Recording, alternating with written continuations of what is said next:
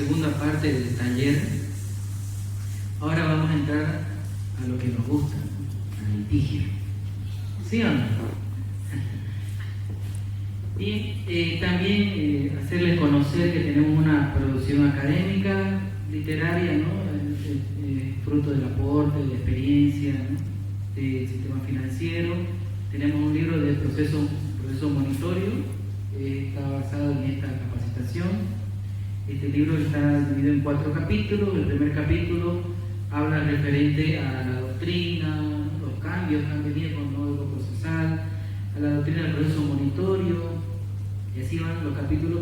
El tercer capítulo ya es más práctico. El tercer capítulo, a partir de la página 147, se ha consignado una parte práctica de lo que es el proceso ejecutivo, ¿no? Con organigrama de todo el proceso ejecutivo, desde la demanda, el artículo, las etapas, los plazos, y finalizando esto tenemos modelos de demanda y modelos de todo el proceso, desde la demanda hasta la adjudicación judicial. Les va a servir bastante a aquellos que quieran tener algunas luces referente a cómo seguir un proceso ejecutivo, ¿no? Cómo hacer también una defensa dentro de un proceso ejecutivo, ¿ya? Y tenemos también el otro libro que es referente a derecho bancario, sobre garantía de las microfinanzas. Es también un pequeño aporte fruto de la experiencia en el sistema financiero referente a los tipos de garantía que maneja las microfinanzas, ¿no? Tiene la historia de las microfinanzas, cómo llegaron a Bolivia, de qué se trata este sistema de microfinanzas, si es sostenible, no es sostenible, y también los cambios que han venido con la nueva ley de servicios financieros, su incorporación de este tipo de entidades al sector formal. Estas entidades en Bolivia funcionaban hace 30, 35, 40 años, canalizando fondos del exterior y mediante ONG financieras eran colocadas en el medio. Ahora la ley de servicios financieros del 2013 lo que hizo fue en realidad regularlas e introducirlas ya formalmente al sistema, ¿no? Viendo también los mecanismos de cómo estos tienen que entrar en el sistema financiero. Y vamos a ver la segunda parte ya del taller.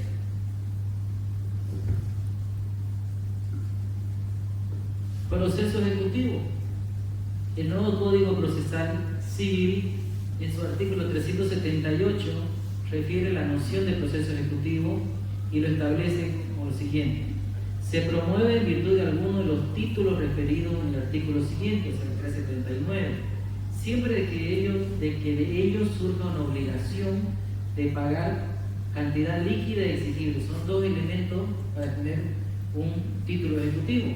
Primero, que esté numerado en el 379 y que de ellos surja cantidad líquida y exigible. Cuando decimos la cantidad líquida se refiere a que tenemos que tener un número cierto de cantidades que nos debe el deudor. Es decir, me debe $50.000 o me debe $70.000. No puedo intentar crear un título ejecutivo y decir me debe, ¿no? Y no mencionar una suma líquida. Y referente a la exigibilidad se refiere a lo que hablamos anteriormente, la mora, la constitución de mora. Es decir, que cuando entre mora el cliente, desde que se atrasa o se retrasa según el plan de pago. Si se atrasa un día en su plan de pago, ya el cliente está en mora. Antes de que pasemos al tema de la siguiente diapositiva, cuando el cliente cae en mora, en realidad hay un daño, ¿no?, a la entidad, no solamente en el interés que se genera. El cliente que incumple su día de pago le genera un interés penal, ¿no?, que me va a pagar sobre el interés corriente, me va a pagar una penalidad por el retraso, por el costo del dinero. Y aparte de eso, ¿qué otro perjuicio le ocasiona a la entidad financiera? Le ocasiona lo que se llama la previsión.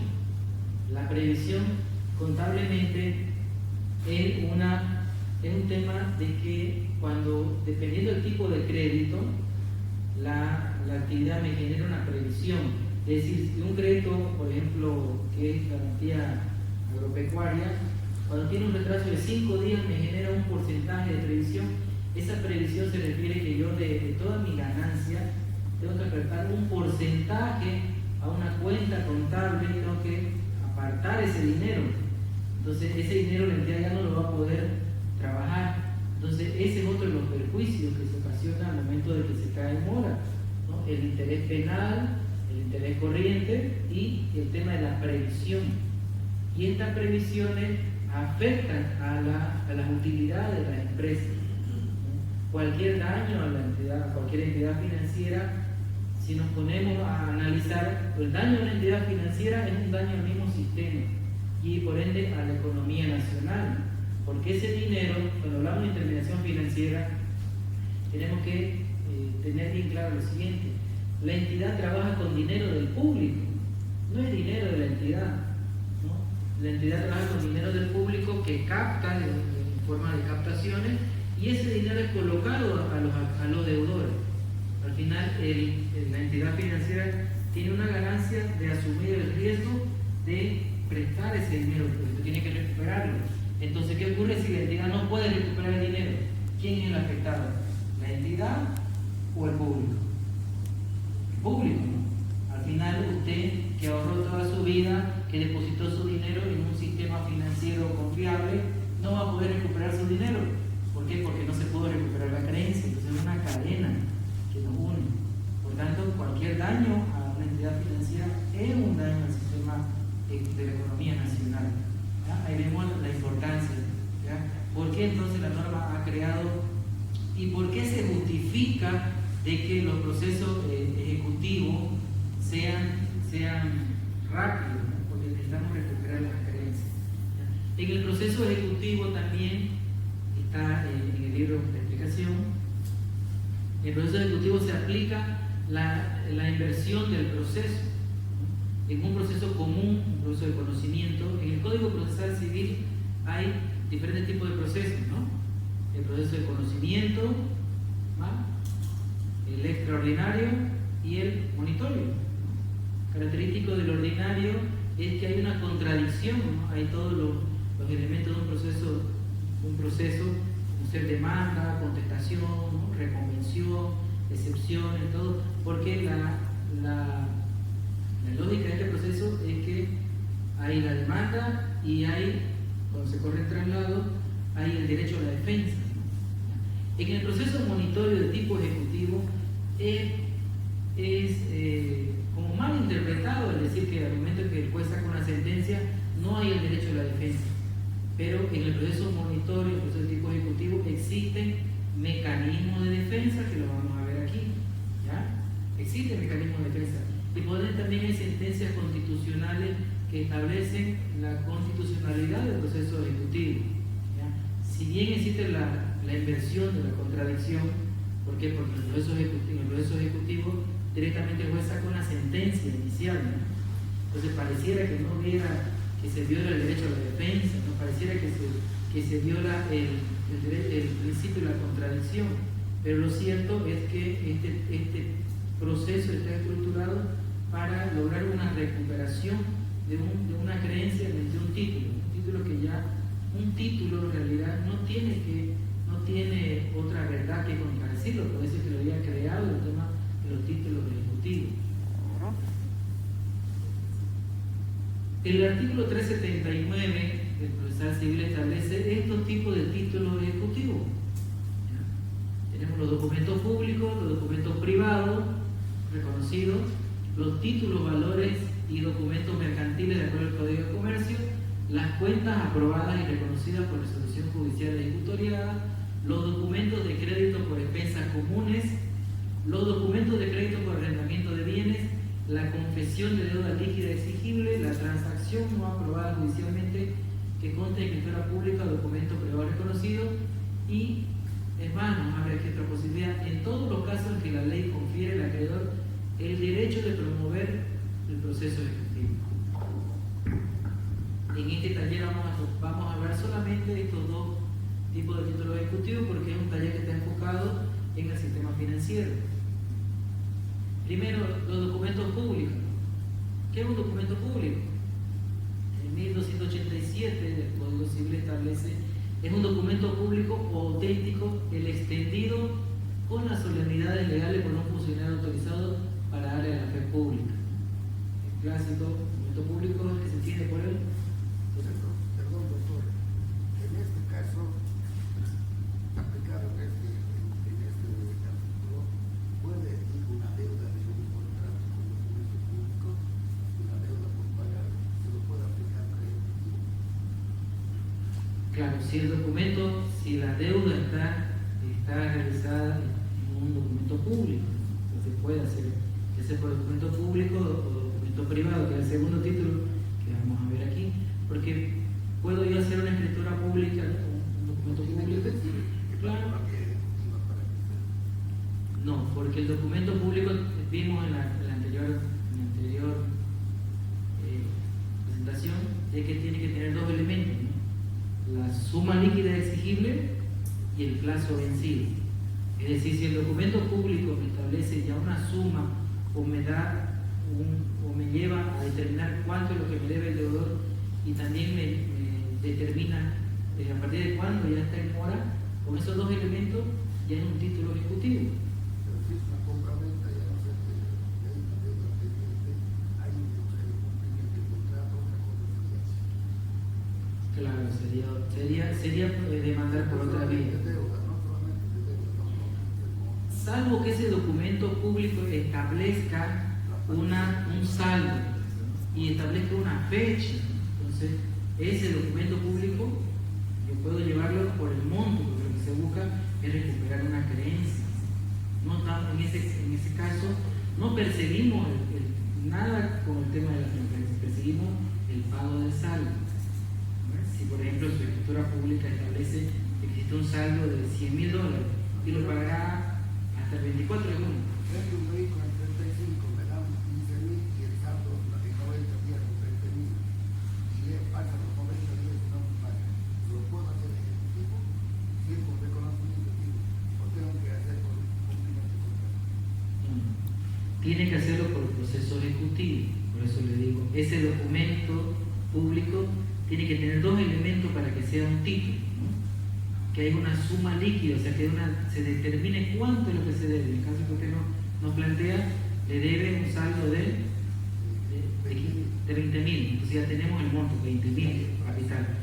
Y si su documento establece en 90 días tenemos el plazo, entonces ya determinamos que llegado a los 90 días tenemos los dos elementos, la suma líquida exigible y el plazo vencido. Entonces ya en un título ejecutivo conforme establece el 339.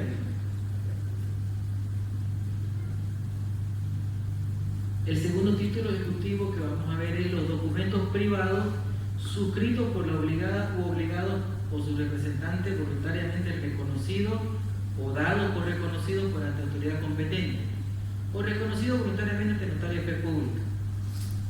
Este tipo de documentos privados se refiere cuando lo hacemos ante un notario o también podemos hacerlo en la vía judicial.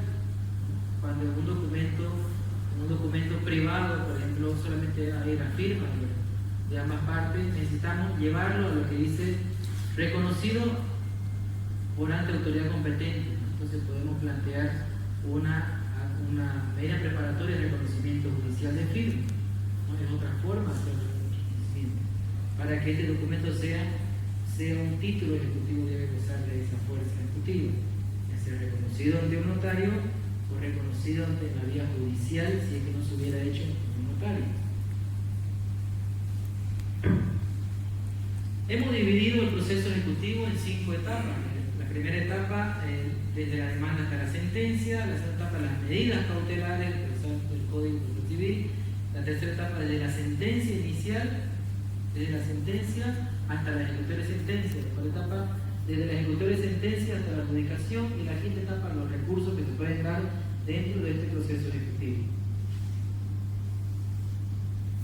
En esta primera etapa tenemos, esto es copiado de la página 147 del libro del profesor Monitorio, es un flujograma referente a la primera etapa que vimos. Nos dice desde la formulación de la demanda, que tenemos el artículo 110 del Código Procesal Civil, donde están los requisitos de la demanda. Y tenemos dos opciones. Si se presenta una demanda y no cumple los requisitos establecidos en el 110, el juez va a haber dos opciones también: o con un auto donde rechaza la demanda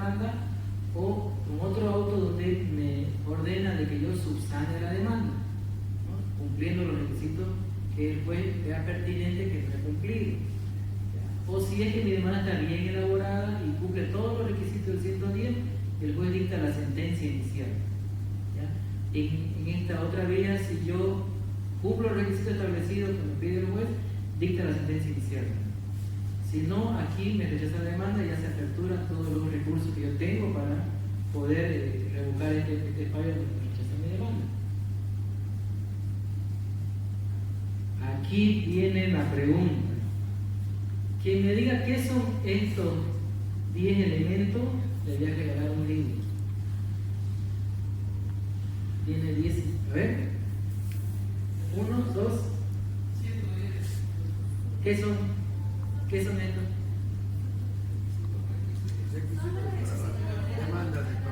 Los requisitos de la demanda, que la doctora, se hace acreedora a un libro, doctora. Al final del curso lo voy a recoger y ahí está mi clase. Entonces, el 110 establece los requisitos de la demanda que debe contener. Nosotros lo hemos modulado un poco para el sistema financiero y se debe dirigir la demanda al juez público de turno, civil comercial de la capital o en la provincia según corresponde. Debe tener una suma o síntesis en la que debe señalar el proceso que inicia, ¿no? Demanda ejecutiva de estructura monitoria, un ejemplo. Debe acreditar la personería, ¿no? Como sea el registro de comercio, la licencia de funcionamiento de la ASI, toda la documentación que acredite que el acreedor tiene personería jurídica. Y también la representación de quienes van a actuar en el proceso representando a la entidad, ¿no? La persona que va a recuperar. El nombre completo de la cédula de identidad, datos personales del demandado, especificar el bien demandado asignándolo con toda exactitud, una relación precisa de los hechos que demanda, la invocación del derecho que funda su demanda, la petición formulada en términos claros y positivos, firma de la parte demandante y de su abogado, no me acuerdo ese horario. En el caso de proceso de estructura monitoria, la conciliación previa es opcional. Aquí habrá a ver el debate. Por una parte, el Código Procesal dice en 292-294 que la conciliación es opcional, es un elemento. Dos, el protocolo de adecuación al Código Procesal Civil también en el 8 y en el 15 establece de que si el demandante renuncia al proceso a la conciliación, no tendría por qué el juez enviarme una conciliación. Aquí tenemos al doctor Bobone, que fue durante su gestión que se emitió este protocolo, ¿no? Que modulaba ciertos aspectos referente al código, doctor. Pero a pesar de existir esta normativa, muchos jueces envían los procesos ejecutivos al conciliador, ¿no? Especialmente en provincia, nos ha tocado bastante, ¿no? A apuntarle qué dice la norma, qué dice el protocolo, decía, y pese de eso, lo quieren enviar al proceso a un conciliador. Si analizamos la conciliación es un método voluntario de resolver un problema. Y como yo les dije anteriormente, si ustedes tienen documentada que ya le hicieron una cobranza preventiva y lo presentan como prueba, no tendría el juez por qué enviar una conciliación. No tendría por qué enviar una conciliación. Sabemos que estamos de acuerdo al principio de cultura de paz, la Constitución dice que estamos en la cultura de paz, ¿no? Pero ya, ¿qué conciliación puede haber entre alguien que lo he llamado, que lo he visitado, que le he mandado una carta, que le he dicho que viene a iniciar una acción judicial, págueme, y encima le inicio una acción y el juez me manda una conciliación? Es algo que tenemos, digamos, que hablar en ese caso con el juez, decirle, señor juez, usted está haciendo algo que no dice la norma. ¿Por qué me va a mandar una conciliación si no quiero ir a una conciliación? ¿No? ¿Y cuál es el fin del proceso? Ya he llegado a esta instancia, es recuperar la creencia, ¿no? Es una pequeña crítica a la vivencia, a la experiencia que se da, ¿no? en el proceso. ¿Qué se aconseja también? Y también lo establece el protocolo al procesal civil, que en un otro sí el acreedor renuncie expresamente, ¿no? Y adjunte esa prueba de que ya agotó la vía conciliatoria para que no lo envíen a una conciliación.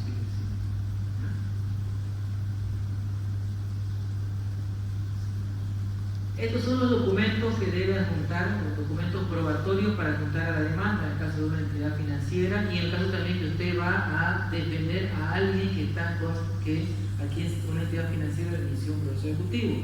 Mínimamente debe contener estos documentos: el contrato de crédito original o fotocopia legalizada, ¿no? El comprobante de desembolso. ¿Qué era el comprobante de desembolso? Le regalo un libro al que me diga qué era el comprobante de desembolso. Es la prueba que tiene el banco de que le entregó el dinero al deudor. Ya, sí. Es la prueba, ¿no?, de que el dinero fue entregado al deudor. Es la prueba. En algunas entidades se emite un formulario y el deudor firma el comprobante de desembolso, y otras entidades hacen un depósito directamente a la cuenta del deudor, ¿no? Hay entidades que lo hacen de esa forma.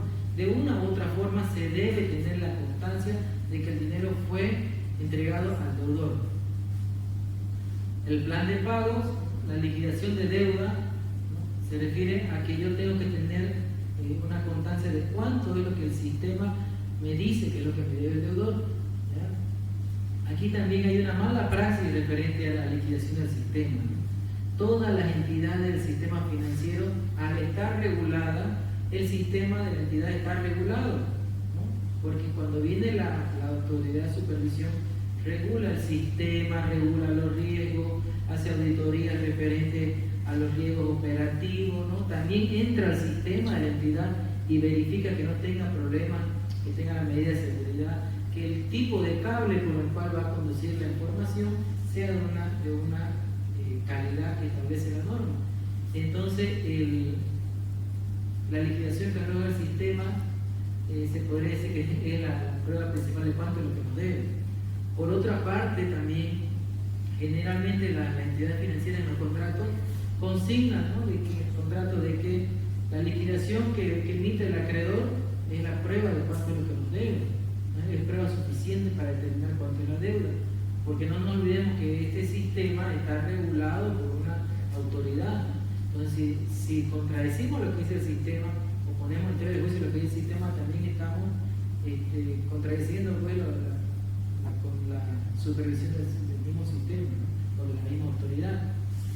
Más adelante vamos a abrir debate sobre esta liquidación que se da al final y que también hay como una contradicción en el código, ¿no?, pero lo bueno es que podríamos aclararlo, ¿ya?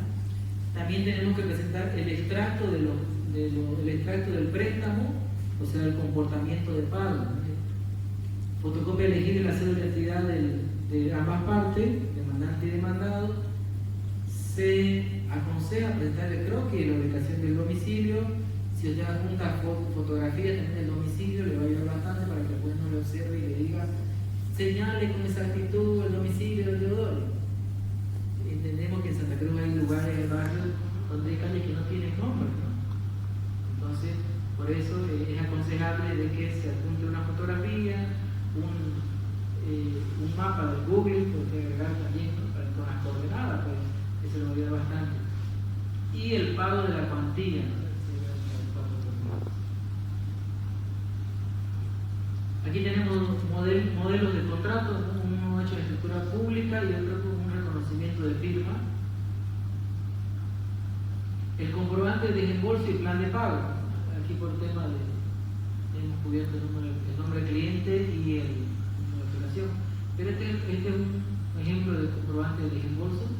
Aquí firmó el cliente, firmó el operativo y la persona crediticia que entregó.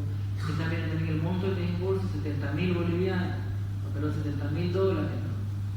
En toda la fecha, cuando fue todo este documento, es el que nos va a acreditar que el dinero llegó a manos del deudor. El plan de pago es también otro documento que nos va a acreditar y le va a poner en conocimiento del deudor cuándo es la fecha que él tiene que cancelar las cuotas y el monto que debe cancelar. Entonces, teniendo estos elementos, el deudor no puede alegar y decir no tenía conocimiento de la fecha de pago. Y generalmente los deudores alegan eso.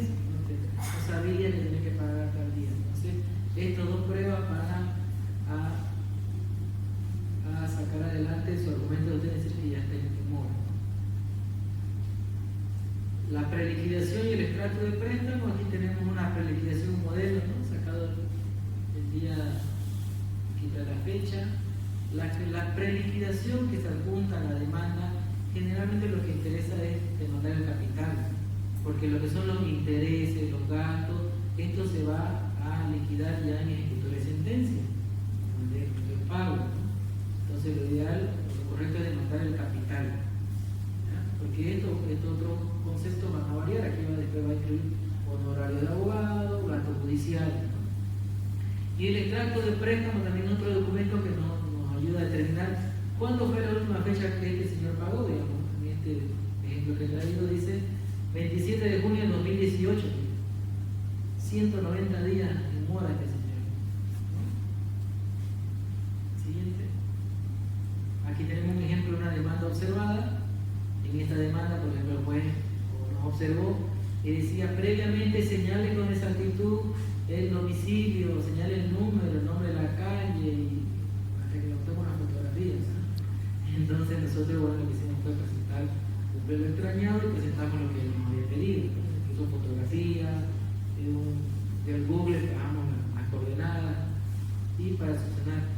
Se subsanó y viene la sentencia inicial. Tenemos un ejemplo de una sentencia inicial medio corta, el proceso ejecutivo, lo visto, lo considerando y el por tanto, ¿no? En el por tanto, como dice el 378, el 379, establece, da un plazo de 10 días al deudor para proceder a presentar excepciones, o para que pueda realizar el pago, o ya para publicar todos los mecanismos bajo prevención de establecer la ejecutoria de la misma y proceder a la ejecutoria. Bien, hasta ahí vimos la primera etapa, hasta que sale la sentencia inicial, ¿no? Con todos sus pormenores, que si me observa la demanda, que si no me observa, que si la subsana. La segunda etapa viene las medidas cautelares. El nuevo Código Procesal establece dos tipos de medidas cautelares en materia civil: las específicas y las genéricas. Las específicas son aquellas que el Código las establece: el embargo preventivo, la anotación preventiva, la intervención judicial, la inhibición de bienes, prohibición de innovar, prohibición de contratar.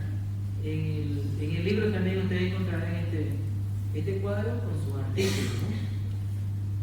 También, si alguien quisiera desarrollar un poco más referente a esto de las medidas cautelares, el doctor Alejandro Cardona ha escrito un libro exclusivamente de medidas cautelares. Y tenemos la genérica, está aquí el artículo del código que es el 324, que son aquellas que el deudor puede pedir al juez que se apliquen con el único fin de que podamos asegurar el pago, podamos asegurar el resultado de la sentencia, para que cuando la sentencia cobre la fuerza que necesita, podamos asegurarnos el pago. Porque ¿de qué me va a servir una sentencia si no voy a poder ejecutar bienes, ¿no? Entonces, por eso se debe hacer las medidas cautelares inmediatamente sale la sentencia inicial.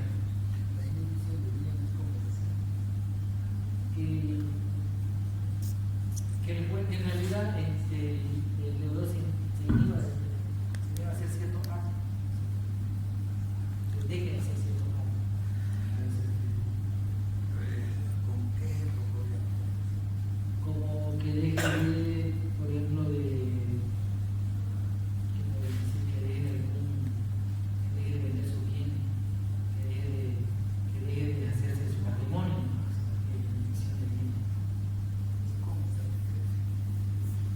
Directamente se pide esta medida y el juez lo notifica, ¿no? Al deudor. Técnicamente, o le digo esto no. Claro, tengo que pedir, ¿no? Las medidas cautelares en realidad tengo que pedirlas en mi demanda, para asegurar mi crédito, porque si yo demando y después pido las medidas, debo perder un tiempo. Claro, le pongo preaviso, ¿no? También se tiene una mala práctica, que a veces cuando ya se aplica la medida, el deudor generalmente dice: no, yo no tenía conocimiento, y creo que es una reacción natural en realidad de las personas.